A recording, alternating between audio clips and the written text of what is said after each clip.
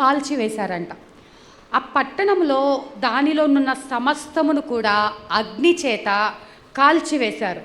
కానీ పట్టణమంతా కాల్చివేశారు, కానీ ఆ పట్టణంలో ఉన్నటువంటి కొన్నిటిని మాత్రము జాగ్రత్తగా యెహోవా యొక్క మందిర ధనాగారంలో దాచి ఉంచారంట. ఇప్పుడు దేవుడే ఒక పట్టణాన్ని కాల్చివేయమని చెప్తున్నాడు. ఆ పట్టణంలో ఏది కూడా ఉంచొద్దు అని చెప్తున్నాడు. ఆ పట్టణంలో సమస్తం నాశనం చేయమని చెప్తున్నాడు. కానీ కొన్నిటిని మాత్రము దేవుని యొక్క ధనాగారంలో దాచి ఉంచమంటున్నాడు. ఎందుకు అసలు వేటిని ఆయన దాచి ఉంచమంటున్నాడు గనక అని మనం గనక చూసుకున్నట్లయితే, వేటిని దాచమంటున్నాడు? అక్కడ వెండిని, బంగారును, ఇత్తడి పాత్రలను, ఇనుప పాత్రలను మాత్రమే. అంటే మిగిలినవి ఏవి కూడా దేవుని ధనాగారంలోకి తీసుకురావద్దు. కేవలము ఈ 4 మాత్రమే తీసుకురావాలి. ఏంటివండి అందరు చెప్పండి. అది మొదటిగా వెండి, బంగారము, ఇత్తడి, ఇనుము. ఈ 4 దేవుని యొక్క ధనాగారంలో దాచమంటున్నాడు. మామూలుగా గనక మనం ఆలోచించినట్లయితే దేవునికి ఏమైనా కొదువు ఉన్నదా?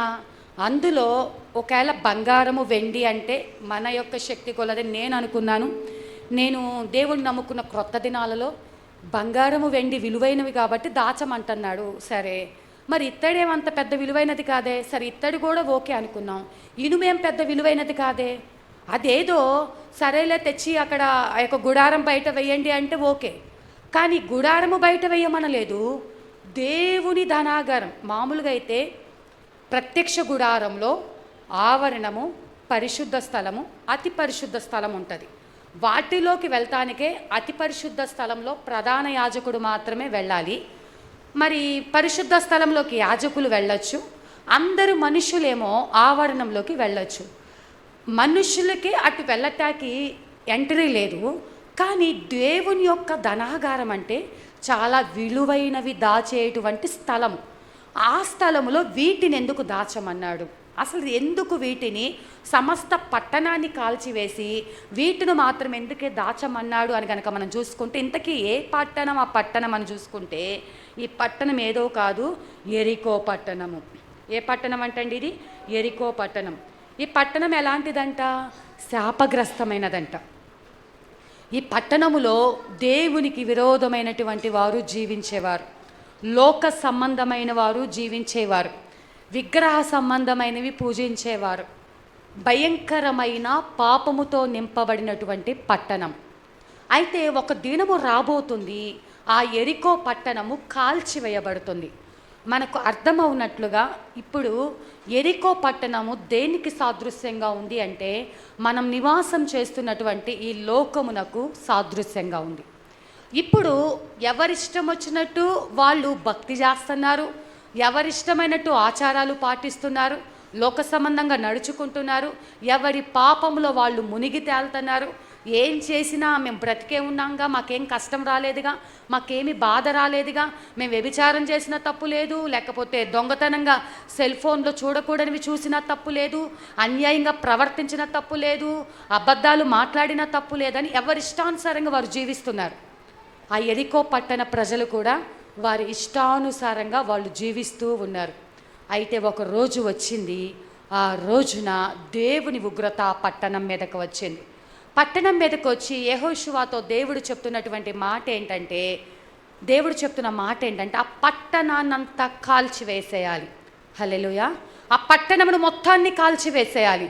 కాల్చివేసి కేవలము వీటిని మాత్రము నువ్వు జాగ్రత్తగా దేవుని యొక్క ధననిధిలో, ఆ యొక్క ధనాగారంలో చేర్చాలని ఆజ్ఞ ఇచ్చాడు. యెహోషువ దేవుడు చెప్పినట్టుగానే సమస్త పట్టణాన్ని కాల్చివేశాడు. అయితే వీటిని మాత్రం జాగ్రత్తగా తీసుకొచ్చి దేవుని యొక్క ధనాగారంలో దాచి ఉంచాడు. అయితే వేటికి ఎందుకు అంత విలువ? నశించిపోతున్నటువంటి, కాల్చబడుతున్నటువంటి, అగ్నికి ఆహుతైనటువంటి ఆ పట్టణములో, అగ్నికి ఆహుతైనటువంటి ఆ పట్టణంలో మరి ఇవి ఎలా దాచబడ్డాయి? ఇవి దాచబడటానికి ఏంటి అన్నది కనుక చూసుకుంటే, మొదటిగా ఏమని ఉందండి? అక్కడ వెండి ఉంది. వెండి దేనికి సాదృశ్యంగా ఉంది అంటే విమోచనకు సాదృశ్యంగా ఉంది. దేనికండి? విమోచనకు సాదృశ్యంగా ఉంది. మనం చూసుకున్నట్లయితే పేతురు రాసినటువంటి మొదటి పత్రిక పేతురు గారు రాసినటువంటి పత్రిక మొదటి అధ్యాయము, పేతురు రాసినటువంటి మొదటి పత్రిక మొదటి అధ్యాయము 18-19 వచనాలు గనక చదవండమ్మా.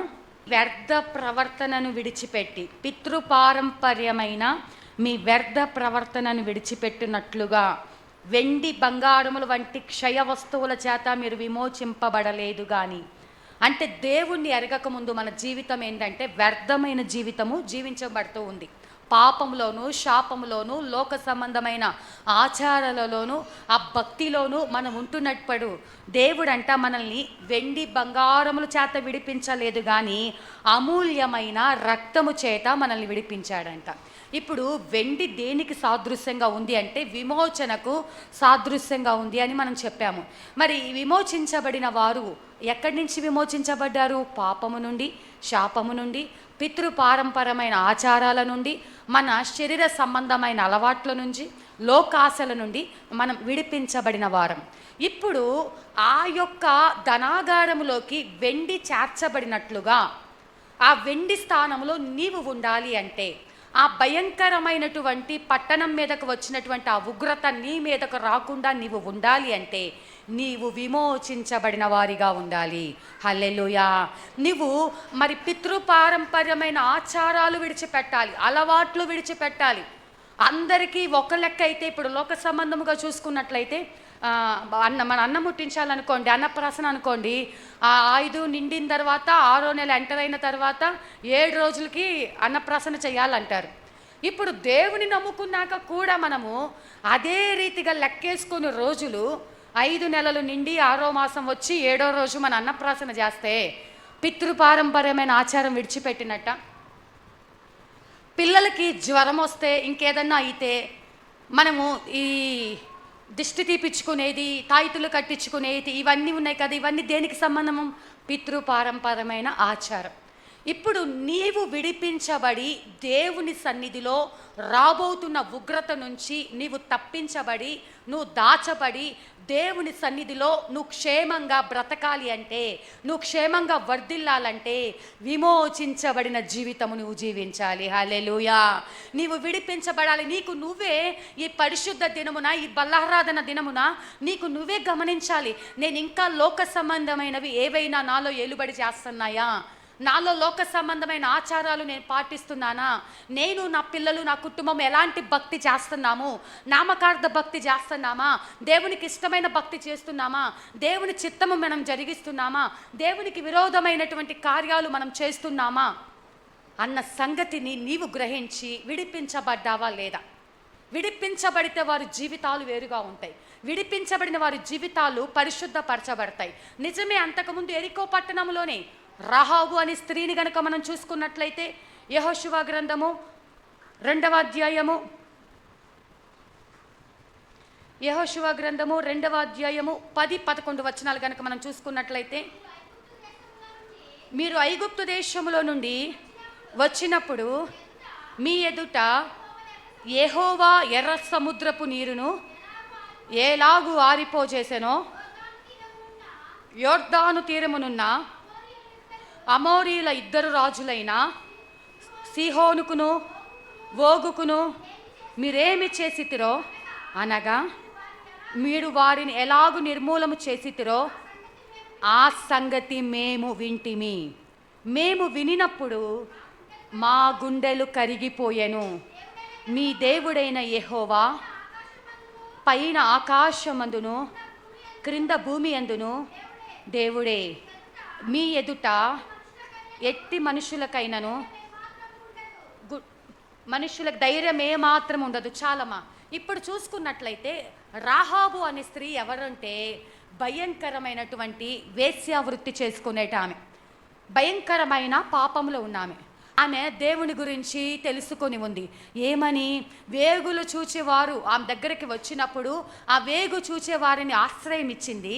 ఆశ్రయం ఇచ్చి ఆమె కాపాడినందుకు కృతజ్ఞతగా అంటుంది, అయ్యా మీ దేవుడు ఎలాంటి వాడో మాకు తెలుసు, మీ దేవుని శక్తి ఏంటో మాకు తెలుసు, మీరు వచ్చేటప్పుడు అమోరీయుల రాజులైనటువంటి సీహోకును ఓగుకు మీరేమేమి చేశారో తెలుసు. మీ ఎదుట ఏ శత్రువు నిలబడలేరు. హల్లెలూయా. అవి ఎంత మరి బలము కలిగిన వారైనా, ధైర్యము కలిగిన వారైనా, లోక సంబంధమైన ఎలాంటి వారైనా ఆ దేవుని ఎదుట ఎవరు నిలబడలేరు. ఆ దేవుని ఎదుట ఎవ్వరూ నిలబడలేరు. అయ్యా, అయితే నేను కోరుకున్నది ఏంటి అంటే, మీరు ఎలాగూ ఎర్ర సముద్రాన్ని ఆరిపోచేశానో మరి మీ దేవుడు ఎలాంటి వాడో తెలుసు. మీ దేవుడు గురించి వినినప్పుడంట గుండెలు కరిగిపోతున్నాయంట. మీ దేవుడైన యెహోవా ఆకాశమందు పైన ఆకాశమందును క్రింద భూమి యందును దేవుడే. మీ ఎదుట ఎట్టి మనుషులకైనా ధైర్యం ఏమాత్రం ఉండదు. ఆకాశమందు ఆయనే దేవుడంట, భూమి యందు ఆయనే దేవుడంట. ఏ మనుషునికి ఆ దేవుని ఎదుటకు నిలబడుటకు శక్తి చాలదంట. హల్లెలూయా. ఈ మాట చెప్పింది ఎవరు? కొన్ని సంవత్సరాలు ఎక్స్పీరియన్స్ కలిగినటువంటి సేవకులు కాదు, విశ్వాసులు కాదు, ప్రార్థనాపరులు కాదు. ఒక నశించిపోవడానికి సిద్ధముగా ఉన్న, భయంకరమైన పాపములో ఉన్న, అగ్ని చేత కాల్చబడటానికి సిద్ధముగా ఉన్నటువంటి ఒక యెరికో పట్టణంలో ఒక పాపం చేస్తున్న స్త్రీ ఎప్పుడైతే దేవునిని తన హృదయములోకి అంగీకరించిందో, ఎప్పుడైతే తను దేవుడి గురించి వినిందో, వెంటనే ఆ దేవుని శక్తిని, ఆ దేవుని గొప్పతనాన్ని, ఆ దేవుడు ఏం చేయగలడో తెలుసుకున్నది. మరి మనము దేవుని సన్నిధికి ఎంతో కాలం నుంచి వస్తున్నాము, ఎంతో నమ్మకంగా ప్రార్థిస్తూ ఉన్నావు, ఉపవాసాలు చేస్తున్నావు. మరి నువ్వెందుకు భయపడుతున్నావు? మన దేవుడు ఏమైనా చేతకానివాడా? మన దేవుడికి ఏమైనా శక్తి సామర్థ్యాలు కొదువుగా ఉన్నాయా? ఆయనకు అసాధ్యమైనది ఏదైనా ఉన్నదా? ఆయన సమస్తం చేయగలిగిన దేవుడు కదా. ఆయన ఎదుట ఎవరైనా నిలబడగలరా? నీ శత్రువులు నిలబడగలరా? నీ అప్పులు నిలబడతాయా? నీ వ్యాధులు నిలబడతాయా? నీ అవమానాలు నిలబడతాయా? ఆయన ఎదుట ఏవీ నిలబడలేవు. హల్లెలూయా. ఆయన సమస్తమును ఎదిరించగలిగిన శక్తిమంతుడు. ఆయన గురించి తలుచుకుంటేనే ఈ రాహాబు గుండెల్లో గుండె కరిగిపోతుందంట, గుండె నీరైపోతుందంట. అయ్యో, మీ ఎదుట నిలబడే అంత ధైర్యము మాకు లేదు. మరి సాతానుకు ధైర్యం ఉందని మీరు అనుకుంటున్నారు. ఎందుకు సాతానుకు భయపడుతున్నారు? మనం భయపడవలసిన అవసరం లేదు. మన పక్షమును యుద్ధం చేసేది దేవాది దేవుడు. హల్లెలూయా. అయితే మనం చెయ్యాల్సింది ఏంటంటే, మనము విడిపించబడిన వారిగా, విమోచించబడిన వారిగా, దేవుని పక్షముగా నిలబడిన వారిగా ఉండాలి. హల్లెలూయా. ఇక్కడ చూసుకున్నట్లయితే మొదటిగా దేవుని మందిరంలో చేర్చబడినటువంటి వెండి ఏ విధంగా విమోచనకు సాదృశ్యంగా ఉందో, ఈ యొక్క యెరికో అనుభవాల నుంచి మనం విడిచిపెట్టి, లోక సంబంధమైన అనుభవాలు విడిచిపెట్టి, పాప సంబంధమైనటువంటి ఈ మనుషులను సమస్తమును విడిచిపెట్టి నువ్వు దేవునిలోకి వచ్చేసి దేవుడి గురించిన అనుభవాలు నువ్వు నేర్చుకోవాలి. హల్లెలూయా. దేవుని శక్తిని నువ్వు ఆరాధించాలి. దేవుడి ప్రేమను తలపోసుకుంటూ ఉండాలి. ఆయన నామాన్ని హెచ్చించాలి, ఆయన నామాన్ని గణపరచాలి. ఎందుకంటే లోకంలో ఉన్నవానికంటే మనలో ఉన్న దేవుడు గొప్పవాడన్న శక్తిని రాహాబు గ్రహించింది. నీవు గ్రహిస్తే నీవు దేవుని యొక్క ధనాగారంలో చేర్చబడతావు. హల్లెలూయా. మొదటిగా వెండి ఎందుకు దాచబడింది దేవుని ధనాగారంలో? అగ్ని చేత కాల్చబడకుండా ఎందుకు వెండి దేవుని ధనాగారంలో దాచబడిందంటే, అది ఆ పాపము నుండి విడిపించబడింది కాబట్టి దేవుని యొక్క ధనాగారంలో దాచబడి ఉంటుంది. హల్లెలూయా. మరి మనం విమోచించబడిన అనుభవంలో ఉండాలి. రెండవది కనుక మనం చూసుకున్నట్లయితే, రెండవది ఏముందండి అక్కడ? యెహోషువ గ్రంథం 6:24 చూసుకున్నట్లయితే, యెహోషువ గ్రంథం 6:24 మనం చదువుకున్న లేఖన భాగంలో, అప్పుడు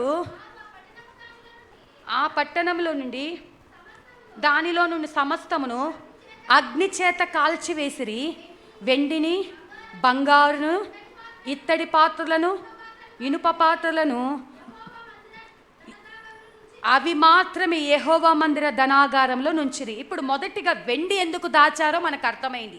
పట్టణమంతా కాల్చివేస్తే వెండిని దేవుని యొక్క ధనాగారంలో ఎందుకు దాచారో మనకు అర్థమైంది. రెండవది కనుక మనం చూసుకున్నట్లయితే ఏముందంటే, రెండవది బంగారం ఉంటుంది. బంగారం మళ్ళీ మనం ఇందాక చూసుకున్న పేతురు రాసిన మొదటి పత్రికలోకి వద్దాము. పేతురు రాసినటువంటి మొదటి పత్రిక మొదటి అధ్యాయము 7వ వచనం. నశించిపోవుచున్న సువర్ణము అగ్ని పరీక్ష వలన శుద్ధపరచబడుచున్నది కదా. దానికంటే అమూల్యమైన మీ విశ్వాసము ఈ శోధనల చేత పరీక్షకు నిలిచినదై యేసుక్రీస్తు ప్రత్యక్షమైనప్పుడు మీకు మెప్పును మహిమయు ఘనతయు కలుగుటకు కారణమగును. హల్లెలూయా. రెండవది మనం చూసుకున్నట్లయితే దేవుని ధనాగారంలో చేర్చబడింది బంగారం. బంగారం గురించి దేవుడు ఏమని సెలవిస్తున్నాడంటే, నశించిపోవుచున్న సువర్ణము అగ్ని పరీక్ష వలన శుద్ధపరచబడుచున్నది కదా. ఏమి ఏదైతే నశించిపోతున్న బంగారము దేని వలన శుద్ధపరచబడుతుందంట?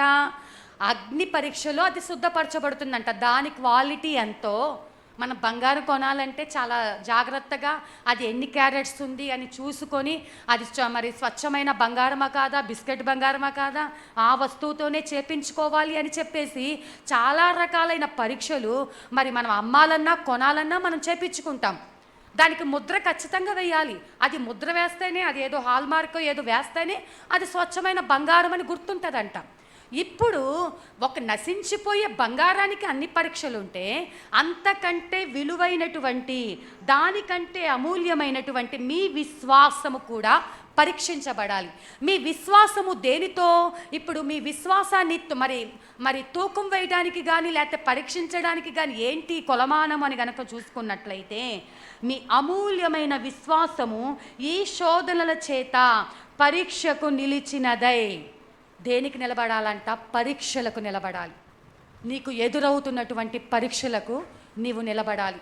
నువ్వు ఎదుర్కొంటున్నటువంటి కష్టాలు, నువ్వు ఎదుర్కొంటున్నటువంటి నిందలు, అవమానాలు, వ్యతిరేకతలు, తిరస్కారం, బాధ, ఇంతగా దేవుణ్ణి ఆరాధిస్తున్నా మా జీవితంలో మార్పు లేదన్న నీ దిగులు, నీ కలవరము, నీ నిట్టూర్పులు, నీ అసహనము, నీ చిరాకు, నీ కోపం, నీ గొనుగుడు, నీ సనుగుడు సమస్తం దేవునికి తెలుసంట.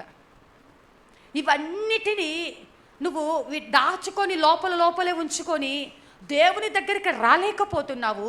కానీ నువ్వు హృదయపూర్వకంగా నీకొచ్చిన శ్రమలను నువ్వు ఓర్పుతో సహించగలిగితే, ఇప్పుడు మన జీవితంలో ఏదైనా శ్రమ కలిగిందనుకోండి, శ్రమ కలిగినప్పుడు దేవుని చిత్తం లేకుండానే ఆ శ్రమ వస్తుందా? మన తల వెంట్రుకలో ఒకటి నేల రాలాలంటే దీనికి దేవుడి చిత్తం ఉండాలంట. అలాంటప్పుడు నీకొచ్చిన శ్రమ, నీకొచ్చిన కష్టము, నీకొచ్చిన నింద, అవమానము దేవునికి తెలీదా? ఖచ్చితంగా తెలుసు. కానీ దేవుడు దానిని అనుమతిచ్చాడు. ఇప్పుడు నువ్వు అనుమతి ఇచ్చినప్పుడు ఆ కష్టాన్ని నువ్వు భరించకుండా, ఈ కష్టం నాకొద్దు, ఈ బాధ నాకొద్దు, నేను ఈ బాధల్ని భరించలేనని దేవుడి చిత్తానికి దూరంగా వెళ్ళిపోతే దేవుని ఆశీర్వాదాలు పోగొట్టుకుంటావు. నీవు దేవుడి చిత్తానికి అంగీకరిస్తావంటే ఆ శ్రమను తట్టుకునే శక్తి నాకు ఇవ్వు ప్రభువా, వాటిని భరించే శక్తి నాకు ఇవ్వు ప్రభువా. నేను భయపడకూడదయ్యా, నేను కృంగిపోకూడదయ్యా, నేను అధైర్యపడకూడదు ప్రభువా. ఏమున్నా నీవు నాతో ఉన్నావని షడ్రకు మేషకు అబేద్నెగోలకు అగ్నిగుండంలో తోడుగా ఉన్న దేవుడు. ఆ అగ్నిగుండములో కనీసము ఆ యొక్క కాలిన వాసన రాకుండా కాపాడిన దేవుడు. ఆ శ్రమకు అనుమతిచ్చాడని షడ్రకు మేషకు అబేద్నెగోలు దేవుడి మీద గొనగలేదు, సనగలేదు. వాళ్ళు వద్దు ఈ దేవుడని విడిచిపెట్టి పక్కకు వచ్చేయలేదు. వాళ్ళ డెసిషన్ మార్చుకోలేదు. వాళ్ళు ఏదైతే దేవుణ్ణి అంగీకరించారో, దేవుని యందు భయభక్తులు కలిగి ఉన్నారో, ఏదైతే ప్రార్థించారో అదే విధిగా వాళ్ళు ప్రవర్తించారండి. కానీ దేవుని పిల్లలమైన మనలో ప్రార్థించేదొకటి, ప్రవర్తించేదొకటి. ప్రార్థించిన రీతిగా ప్రవర్తన ఉండట్లా, పాట పాడిన రీతిగా క్రియలు ఉండట్లేదు. పెదవులతో అన్ని అబద్ధాలే, కానీ హృదయాంతరంగం అంతా దేవునికి విరోధంగా ఉంది. ఏదైతే నువ్వు దేవుని దగ్గర నేను ఇలా ఉంటాను ప్రభా, ఇలా ఉంటానని ఎన్నో తీర్మానాలు చేసుకుంటున్నావు, కానీ ఆ తీర్మానాలన్నీ మన ఈ యొక్క మందిరము దాటి ఇంటి గడపలోకి అడుగు పెట్టంగానే అన్నీ మర్చిపోతాం. ఇంటిలోకి వెళ్ళి మనకి ఇష్టమైన సీరియల్ రాగానే ఈ దేవుడు మాటలు పక్కన పెట్టేస్తాం. ఇష్టమైనవి ఏదైనా తెలియంగానే ఏం కాదులే అని చెప్పి లోక సంబంధమైన వాటిల్లో ఏం కాదులే, దేవుడు చూసుకుంటాడులే, మనం కలవకపోతే ఎట్లా, మనం పాలు పంపులు పొందకపోతే ఎట్లా, వాళ్ళేమనుకుంటారో వీళ్ళేమనుకుంటారో అని లోక సంబంధమైనటువంటి వాటి కోసము దేవుణ్ణి దుఃఖపరుస్తున్నావు. దేవుడు కోరుకుంటున్నది ఏంటి అంటే, నీకు అనుమతించినటువంటి శ్రమలు దేవుడి చిత్తానుసారంగా వచ్చాయి. అది ముందు నువ్వు గ్రహించాలి, నువ్వు అంగీకరించాలి, దానికి లోబడాలి. కానీ నువ్వేమని ప్రార్థన చేయాలంటే, నా కష్టాలు పోవాలని కాదు, ప్రభా నీ చిత్తం నా జీవితంలో జరగాలి. హల్లెలూయా. మన ప్రార్థన మార్చుకుందాం ఇక మీదట. నీ చిత్తము నా జీవితంలో జరగాలయ్యా. నీవు నా చేయి పట్టుకో ప్రభా, నీ సహవాసం నాకు కావాలయ్యా. నేను ఎక్కడ ఉన్న అగ్నిగుండంలో ఉన్నా నువ్వు నాతో ఉంటే చాలు. కాలిపోనిచ్చాడా? అగ్నిగుండంలో ఉన్నంత మాత్రాన కాలిపోనిచ్చాడా? సింహాల బోనులో ఉన్న దానియేలుని సింహాలు తిననిచ్చాడా? నువ్వు ధైర్యంగా, నువ్వు విశ్వాసం నీకు అక్కడ కనపడుతుంది. విశ్వాసముతో ఊరికి పెదవులతో చెప్పటం కాదు. దానియేలు కూడా సింహాల బోనులో ప్రార్థించుకుంటూ ఉంటే సింహాల నోళ్ళు మూపించాడంట దేవుడు. ముందు నువ్వు వెళ్ళాలి కదా, నువ్వు ఆ యొక్క సింహాల బోనులోకి వెళ్ళాలి కదా. ఇప్పుడు మన విశ్వాసాన్ని బట్టి నువ్వు తట్టుకోలేనని శ్రమలైతే దేవుడు అనుమతి ఇవ్వడు.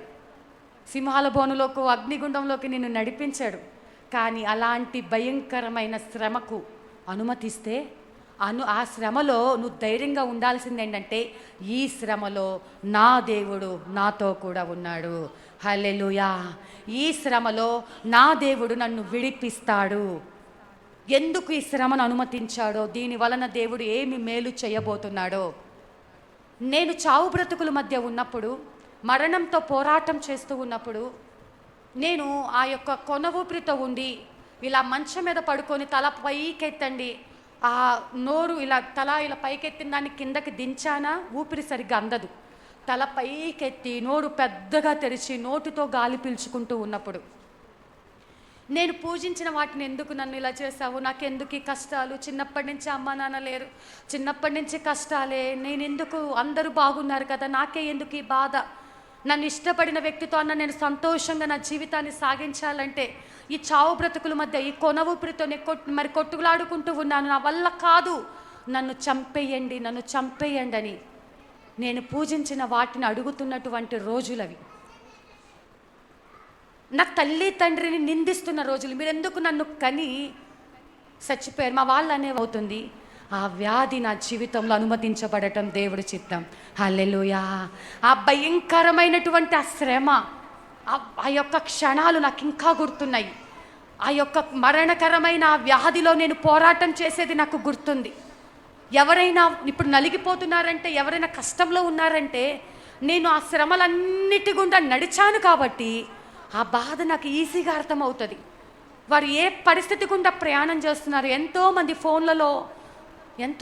ఫోన్లలో ఫోన్ చేసి మాకు ఈ బాధ ఉంది, మాకు ఈ కష్టం ఉంది అని చెప్పుకుంటే, నా వయసు అంత పెద్దది కాకపోయినా నాకు ఇచ్చిన అనుభవం దేవుడు ఒక తల్లిలాగా వారిని కడుపులో పెట్టుకోవడానికి కొన్ని పర్సనల్ విషయాలైనా, భార్యాభర్తల మధ్య జరిగిన గొడవలైనా, తల్లిదండ్రుల మధ్య అయినా, యవనస్తులైన, వృద్ధులైన, వారికి కలిగిన వ్యాధులైన, అనేక మంది ఎయిడ్స్తో ఉన్నవాళ్ళు, అనేక మంది జబ్బులతో పోరాటం చేస్తున్నవారు, అనేకులు ఫోన్ చేసినప్పుడు ఆ బాధ గుండా నేను ప్రయాణం చేయలేదనుకోండి, నాకు అంత ఈజీగా అర్థమయ్యేవి కాదు. మామూలు ఫోన్ చేసి తల తింటున్నారు అనుకొని నేను విసుగుతో మర్చిపోయేదాన్ని. కానీ దేవుని దగ్గర భారము ఎలా వస్తుందంటే, దేవుని దగ్గర ఒక భారం, ఏదైనా ఒక ప్రేయర్ రిక్వెస్ట్ వచ్చిందంటే దానిని తీసుకెళ్ళి దేవుని పాదాల యొద్ద పెట్టి, దేవా సహాయం చేయ ప్రభా. మన బిడ్డ రోజా వాళ్ళ నాన్నగారికి సడన్గా గుండె నొప్పి వచ్చిందని హాస్పిటల్లో జాయిన్ చేపిస్తే వెంటనే ఫోన్ చేసి, ఒకసారి రోజా ఫోన్ చేసింది, ఒకసారి వాళ్ళ అమ్మగారు ఏడ్చుకుంటూ ఫోన్ చేశారు. ఇలా హాస్పిటల్ అన్ని టెస్టులు చేశారు, 10,000 కట్టాము, రిపోర్ట్స్ వస్తాయి, డాక్టర్లు చూస్తే ఒకవేళ ఆపరేషన్ చేయాల్సి వస్తుందేమోనని వెంటనే దేవుని సన్నిధిలో మోకరించి ప్రార్థన చేస్తూ, ప్రభు సహాయం చేయి, ఇప్పుడిప్పుడే వాళ్ళు దేవుని సన్నిధిలో క్రమంగా వస్తున్నారయ్యా, వారిని ఆ బాధకు అనుమతి ఇవ్వద్దు ప్రభు, కష్టం చేసుకునే వాళ్ళయ్యా, ఆపరేషన్ చేసుకుంటే కష్టమైపోద్దు ప్రభు, సహాయం చెయ్యయ్యా అని అలా ప్రార్థనలో నుంచి ప్రార్థన చేసి మన కాంతమ్మ గారి కుమార్తె కోసం, వాళ్ళ కోసం, మళ్ళీ విజయ ఆంటీ వాళ్ళ హస్బెండ్ ఆయన రిపోర్ట్స్కి వెళ్ళాడు. ఆయన రిపోర్ట్స్ నార్మల్గా రావాలని 3 అంశాలు చేత పట్టుకొని దేవుని సన్నిధిలో ప్రార్థించి అలా బయటకు వచ్చి వెంటనే మిస్డ్ కాల్స్ ఉన్నాయి. ఏమైందో అని టెన్షన్తో ఫోన్ చేస్తే, అమ్మ రిపోర్ట్స్ అన్నీ నార్మల్ వచ్చాయని ఆ తల్లి చెప్పంగానే సంతోషమైంది. అలా ప్రార్థనలో నుంచి లేసాను, మిస్డ్ కాల్స్ ఉన్నాయి. ఫోన్ చేస్తే రిపోర్ట్స్ అన్నీ నార్మల్, ఆపరేషను అవసరం లేదని చెప్పారని వాళ్ళు చెప్పారు. మరి కొన్ని గంటలయ్యాక చూస్తే అంకుల్ గారు మెసేజ్ పెట్టారమ్మా రిపోర్ట్స్ అన్నీ నార్మల్ వచ్చాయని.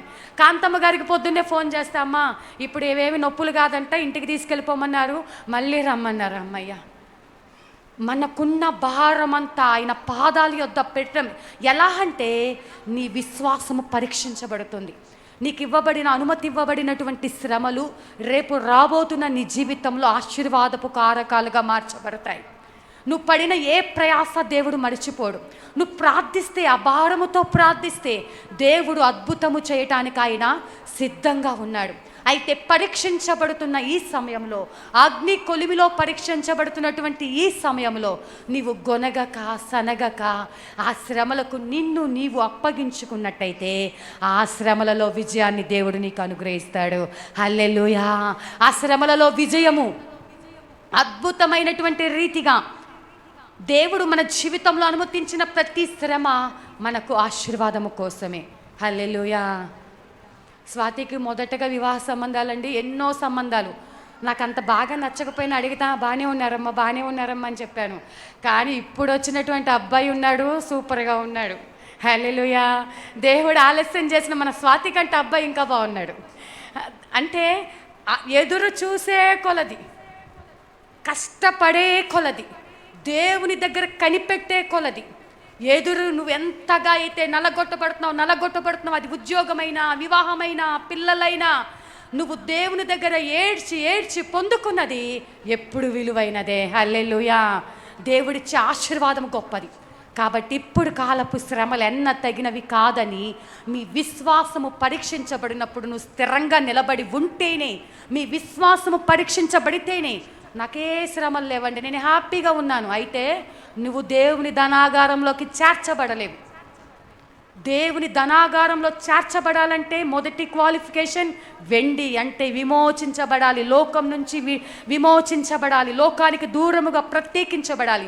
రెండవది బంగారము, అనగా ఆ బంగారము దేవుని మహిమకు సాదృశ్యంగా ఉంది. కాబట్టి ఆ బంగారం ఏ విధంగా అయితే కొలిమిలో పరీక్షించబడిందో, నీవు శ్రమల చేత పరీక్షించబడి నువ్వు స్థిరముగా నిలబడగలిగితేనే ఆ యొక్క రాకడలో దేవుని సన్నిధిలో దాచబడతావు. హల్లెలూయా. కాబట్టి విశ్వాసంలో మనం ఎక్కడా తొట్టిల్లకుండా ఈ శ్రమలలో ఇంకా తట్టుకునే శక్తి ఒకటే. మన ప్రార్థన మారిపోవాలి. ఈ కష్టాలు వద్దు, ఈ బాధలు వద్దని చేయొద్దు ప్రార్థన. నీవు నాకు తోడుగా ఉండు, నీ చిత్తం నా జీవితంలో జరిగించు. అది ఏదైనా, ఆయన ఏమన్నా చేపను అడిగితే పామునిస్తాడా? ఆయన చిత్తం ఏమన్నా నీ పట్ల, ఒకవేళ నువ్వు అనుకున్నది బెస్ట్ అని, ఆయన ఆలోచన తప్పని నువ్వు అనుకుంటున్నావా? అలాంటప్పుడు ఆయన చిత్తం జరగాలని కోరుకో, మనసారా కోరుకో. నాకు ఇష్టమైనది కాదు ప్రభా, నీ చిత్తం నా జీవితంలో జరగాలి. నువ్వు ఏ మార్గంలో నడిపించినా అది ప్రస్తుతం కష్టంగానే ఉండొచ్చు, కానీ తర్వాత అది దీవెనకరంగా ఉంటుందని నేను నమ్ముతున్నాను అని నీవు నమ్మినట్లయితే దేవుడు నిన్ను ఆ యొక్క ధనాగారంలో వెండిని చేర్చినట్టుగా బంగారాన్ని చేరుస్తాడు. మూడవది కనుక చూసుకున్నట్లయితే ఇత్తడి కనుక మనం చూసుకున్నట్లయితే మూడవది ఇత్తడి ఉందండి. ఇత్తడి ప్రత్యక్ష గుడారంలో గంగాళానికి వాడతారు. ప్రత్యక్ష గుడారంలో బలిపీఠము లోపల తుమ్మకర్ర ఉంటే ఆ పైన ఇత్తడితో పొదుగుతారు. బలిపీఠం మీద అగ్ని ఎప్పుడు కూడా మండుతూ ఉంటుంది. అయితే ఈ ఇత్తడికి ఉన్నటువంటి సహజ లక్షణం ఏంటి అంటే, ఇత్తడంటండి ఎంత కాలినా అది వేడిని భరిస్తుందంట. హల్లెలూయా. ఇత్తడి ఏం చేస్తుందండి? వేడిని భరిస్తుంది. అందుకే ఇస్త్రీ చేసేటప్పుడు కొంతమంది ఇత్తడి పెట్టెలు కూడా వాడేవాళ్ళు. ఇంతకుముందు ఇత్తడి చెంబులతో వాళ్ళు ఇస్త్రీ అలా చేస్తూ ఉండేవారు. ఇత్తడికి ఏంటుందంటే ఎంత వేడినైనా అది త్వరగా కరిగిపోదు, కానీ భరిస్తుంది. ఇప్పుడు ఇత్తడిలో మనం నేర్చుకోవాల్సింది ఏంటంటే ఓపికతో, సహనముతో భరించాలి. లోపల ఏముంది? తుమ్మకర్ర ఉంది. తుమ్మకర్ర అనగా మన శరీర సంబంధమైనటువంటి కార్యాలు మన లోపల ఎప్పుడు మనకు టెంప్టేషన్ తెస్తానే ఉంటాయి. నువ్వు ప్రార్థన చేయలేవు పడుకో, నువ్వు ఆకలికి ఉండలేవు తినేసేయి, నీ మోకాళ్ళ నొప్పులు వస్తాయి మోకరించమాకు, నువ్వు అలా ఉండు, ఇప్పుడు బయట వర్షం పడుతుంది నువ్వు మందిరానికి వెళ్ళొద్దు, ఇలా నీకు ఆటంకాలు కలగచేసి నీ శరీరము, ఉదయకాలము మన వాక్యంలో ధ్యానించుకున్నాం, శరీరాన్ని ఆధారం చేసుకున్నవాడు దేవుని మీద నుంచి మనసు తొలగించుకొని తన శరీరాల మీద మరి ఆధారం చేసుకున్న వాళ్ళు శాపగ్రస్తులు అవుతారంట. ఎందుకు మనం శాపం తెచ్చుకుంటున్నావు? అది నీతోనే కాదు, నీ పిల్లల తరములోకి నువ్వు శాపాన్ని సంపాదించుకుంటున్నావు. ఎందుచేతనంటే ఈ యొక్క లోక సంబంధమైన ఈ శరీర సంబంధమైన వాటిల్లో మనము పాలు పంపులు పొంది వాటి ప్రకారం జీవించటం వల్ల. కానీ ఇత్తడికి ఉన్న లక్షణం ఏంటో తెలుసా? లోపల తుమ్మకర్రను కాపాడుతూ అది దానిపైన మండుతున్న వేడిని భరిస్తుంది. హల్లెలూయా. మనం గమనించాల్సింది ఏంటంటే మన బలహీనమైన ఈ శరీరాన్ని కంట్రోల్ చేసుకుంటూ సమస్తమును భరించే శక్తి. లోక సంబంధముగా దేవుని పిల్లలంటే చిన్న చూపు, దేవుడి పిల్లలంటే తృణీకరణ, కులమును బట్టో మతమును బట్టో కనీసం మనం ఇలా బొట్టు పెట్టుకోకుండా లేకపోతే ఇలా ఉంటూ మరి ఎక్కడికైనా వెళ్ళి అడిగామనుకోండి అసహించుకుంటారు కింద నుంచి పైకి.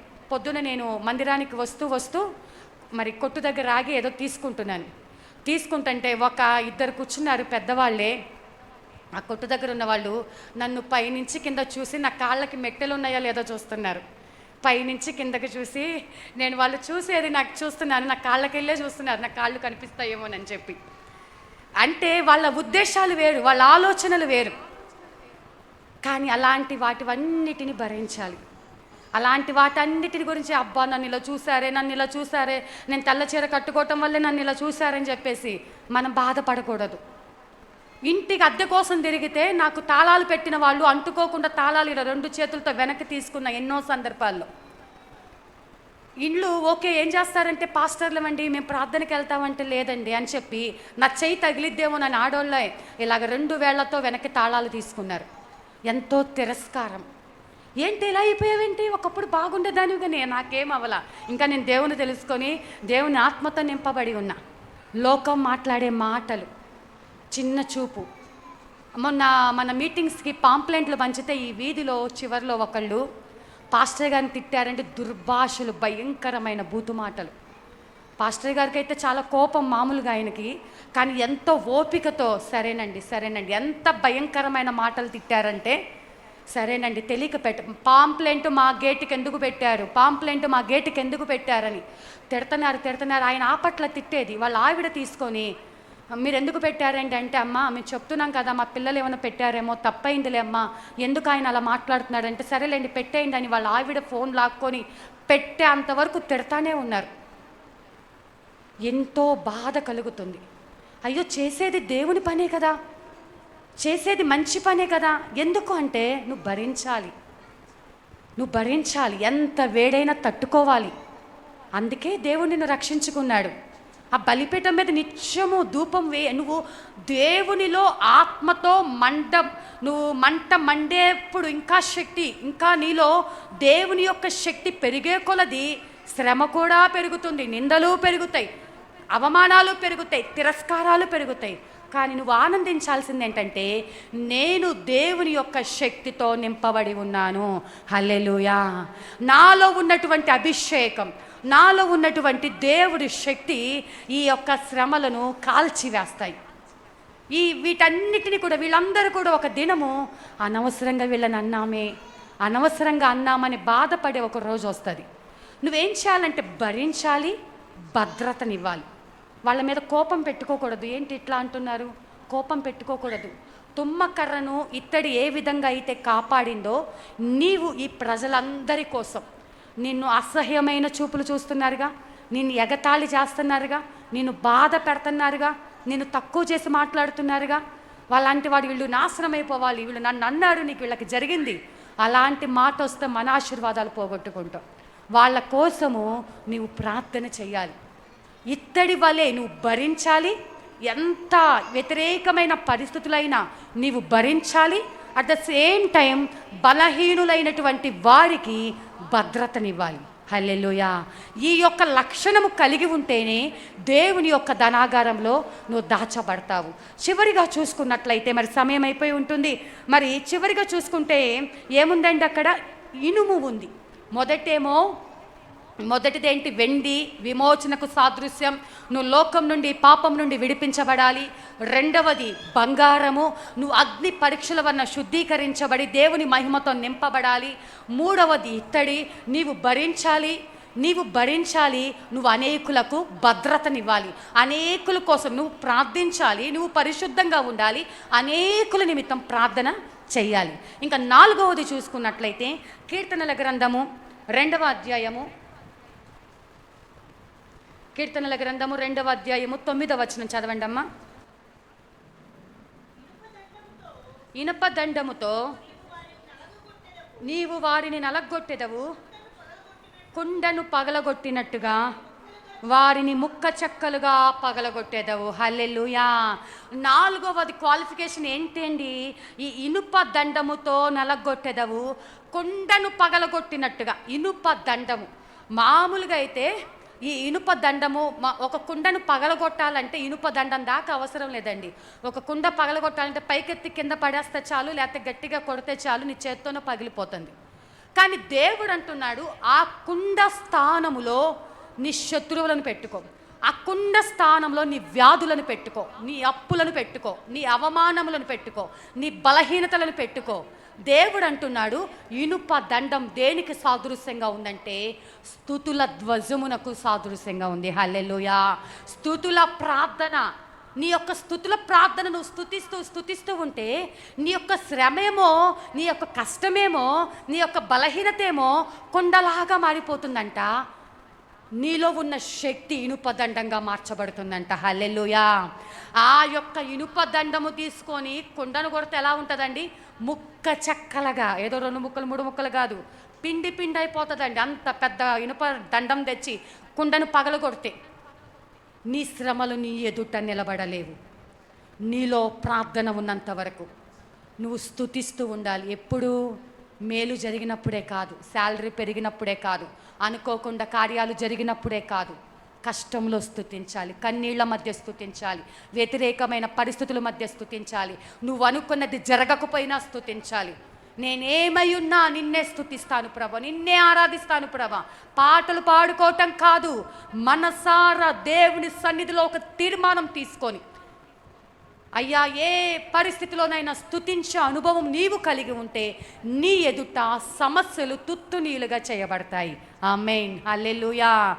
మరి ఆ రీతిగా ఉన్నాయి కాబట్టే ఇనుము కూడా దేవుని సన్నిధికి చేర్చబడింది. హల్లెలూయా. నువ్వు స్తుతిస్తూ ఉన్నప్పుడు ఇనుము లాంటి నీ జీవితం, తృణీకరించబడిన నీ జీవితం, వ్యర్థమైన నీ జీవితం స్తుతిస్తూ ఉన్నప్పుడు నీ శక్తి పెరుగుతుంది, నీ బలము పెరుగుతుంది, నీ స్థితి మార్చబడుతుంది. అందుకే ఇప్పుడు దేవుడు ఏమంటున్నాడంటే, యెరికో పట్టణం అంతా శాపగ్రస్తమైనది, యెరికో పట్టణం అంతా అగ్నితో కాల్చివేయబడాలి, కానీ ఆ యెరికో పట్టణములో ఈ 4 దాచాలి. ఏం దాచాలయ్యా అంటే వెండిని, బంగారాన్ని, ఇత్తడిని, ఇనుమును, ఈ పాత్రలన్నీ తెచ్చి ఆ యొక్క దేవుడి ధనాగారం. మనం అనుకుంటున్నాము కనీసము బయట ఆవరణంలో ఉంటే చాలు అనుకుంటున్నాం, మనం అనుకుంటున్నాము కనీసం పరలోకంలో గుమ్మములో ఉంటే చాలు అనుకుంటున్నాం, పరలోకంలో గుమ్మములో ఉంటే చాలు అనుకుంటున్నాం. కానీ దేవుడు అనుకుంటున్నాడు ఎక్కడో బయట కాదమ్మా, ధనాగారం. ఇప్పుడు నీ ఇంటిలో ఉన్నటువంటి నీ లాకర్ కీసు వచ్చిన వాళ్ళందరికల్లా ఇస్తారండి? విలువైన బంగారమో, డబ్బులో, ఏవో పేపర్సో ఏవో ఉంటాయి. వచ్చిన వాళ్ళందరికల్లా తీసుకోండి అని ఇస్తారా? ఆ బీరువా తాళాలు తీసుకోవాలన్నా, ఆ లాకర్ దగ్గరికి వెళ్ళాలన్నా ఒక నమ్మకం ఉండాలి. ఒక ఇంటికి వచ్చిన వాళ్ళు అందరూ వెళ్ళలేరు. తన వాళ్ళు అనుకున్న వాళ్ళు మాత్రమే ఆ తాళాలు చేతికి అప్పగిస్తారు, నమ్మకంగా అప్పగిస్తారు. అయితే ఇప్పుడు దేవుని ఇంటిలో, దేవుని ధనాగారము, ఆ పరలోకంలో నీవు ఈ గుణలక్షణాలు కలిగి ఉంటే, అనగా తండ్రైన దేవునికి ఇష్టమైన పిల్లలుగా, దేవుని సొత్తుగా మీరు మార్చబడితే, హల్లెలూయా, దేవుడి సొత్తైన ప్రజలుగా మీరు మార్చబడాలి అంటే, విమోచించబడిన వారిగా, శ్రమల కొలిమిలో స్థిరముగా నిలబడిన వారిగా, అన్నిటిని భరించేవారిగా, ఏ స్థితిలోనైనా స్తుతించేవారిగా ఉంటే ఆ పరలోకంలో దేవునితో పాటు మీరు కూడా ఉండే ధన్యతను దేవుడు అనుగ్రహిస్తాడు. హల్లెలూయా.